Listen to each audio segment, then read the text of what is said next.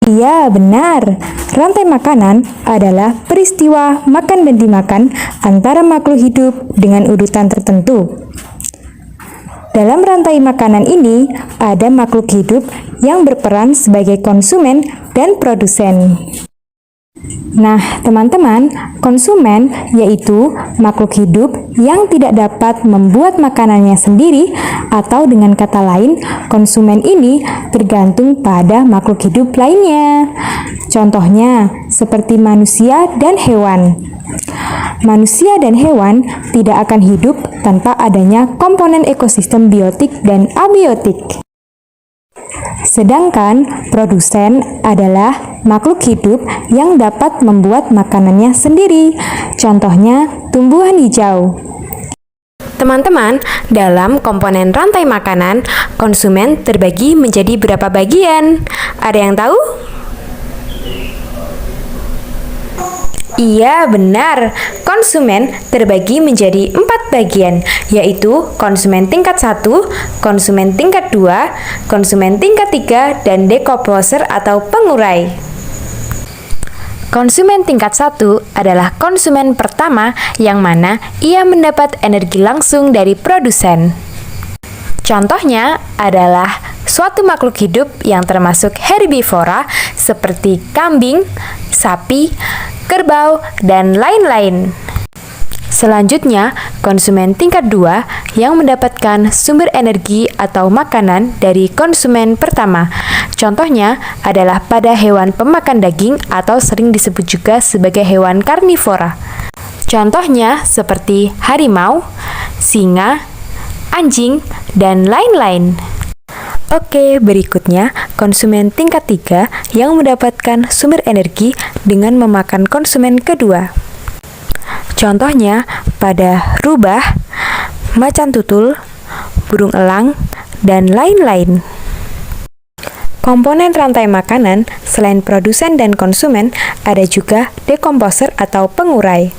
Pengurai adalah mikroorganisme yang menguraikan sisa-sisa makhluk hidup yang telah mati. Contoh pengurai diantaranya adalah bakteri dan jamur. Oke teman-teman, selanjutnya kita akan mencoba mengurutkan rantai makanan yang terjadi di dalam ekosistem laut. Yang pertama, fitoplankton dimakan oleh zooplankton. Zooplankton dimakan oleh ikan-ikan kecil. Ikan-ikan kecil dimakan oleh ikan-ikan berukuran sedang. Dan ikan-ikan berukuran sedang dimakan oleh ikan besar. Dan yang terakhir, ikan besar mati dan diuraikan oleh mikroorganisme. Nah, teman-teman, dalam rangkaian makanan di dalam ekosistem laut ini, fitoplankton berperan sebagai produsen karena jumlahnya sangat banyak dan menjadi cadangan makanan bagi sebagian besar makhluk hidup pada ekosistem air. Kemudian, zooplankton berperan sebagai konsumen tingkat 1.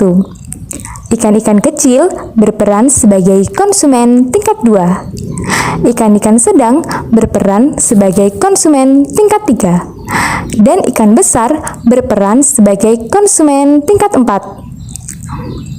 Jika ikan besar ini mati, maka diuraikan oleh dekomposer atau pengurai berupa mikroorganisme. Selanjutnya, kita akan belajar tentang jaring-jaring makanan. Jaring-jaring makanan merupakan kumpulan beberapa rantai makanan yang saling berhubungan. Berarti lebih kompleks ya, teman-teman. Organisme yang terlibat dalam sebuah jaring-jaring makanan juga memiliki lebih banyak pilihan makanan dibanding organisme yang ada pada rantai makanan. Jadi, perbedaannya adalah dalam rantai makanan, organisme yang berperan menjadi konsumen hanya memiliki satu pilihan makanan saja. Sedangkan dalam jaring-jaring makanan, organisme yang berperan menjadi konsumen memiliki banyak pilihan makanan. Serta organisme dalam jaring-jaring makanan lebih banyak dibandingkan dengan organisme dalam rantai makanan. Berikut adalah contoh jaring-jaring makanan pada ekosistem kebun.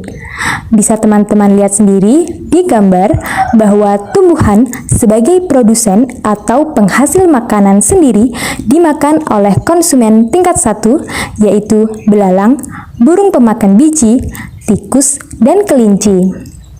Lalu belalang dimakan oleh laba-laba. Kemudian burung pemakan biji dimakan oleh ular, burung elang, dan rubah. Kemudian tikus dan kelinci dimakan oleh rubah dan burung elang. Lalu laba-laba dimakan oleh ular dan burung pemakan serangga. Burung pemakan serangga dimakan oleh burung elang dan rubah. Kemudian ular dimakan oleh burung elang. Dan jika burung elang dan rubah mati, akan dimakan oleh bakteri pengurai. Oke teman-teman, tadi kita telah belajar dan mengetahui serta memahami apa itu rantai makanan dan jaring-jaring makanan. Jadi, dari pembelajaran kita kali ini dapat kita simpulkan bahwa rantai makanan adalah peristiwa makan dan dimakan antara makhluk hidup dengan urutan tertentu. Sedangkan rantai-rantai makanan yang saling berhubungan antara satu dengan yang lainnya disebut dengan jaring-jaring makanan. Oke teman-teman, cukup sekian pembahasan materi dari saya. Mudah-mudahan bisa bermanfaat bagi semua.